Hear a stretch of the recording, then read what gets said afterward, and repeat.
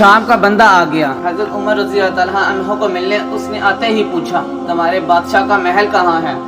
تو انہوں نے کہا جی ہمارے بادشاہ کا محل نہیں ہوتا. کہاں ہے آپ کا بادشاہ کا محل؟ تو انہوں نے کہا محل شہر تو کوئی نہیں، مسجد میں ہوں گے امیر المومنین. بندہ کہتا ہے میں سوچ میں پڑ گیا، جس کے نام سے میرا بادشاہ کامتا ہے وہ مسجد میں ہوں گے، گن مین ہی کوئی نہیں، ادھر ادھر ہی کوئی نہیں، پہرے دار ہی کوئی نہیں. مسجد میں جا کر پوچھا جناب عمر. کہنے لگے ادھر ہی تھے. کدھر ہے بھائی؟ حضرت عمر ادھر ہی تھے. میں حیران ہو گیا، یہ بادشاہ کی بات ہو رہی ہے. ایک صاحب کہنے لگے وہ کھجوروں کی باغ کی طرف جا رہے تھے.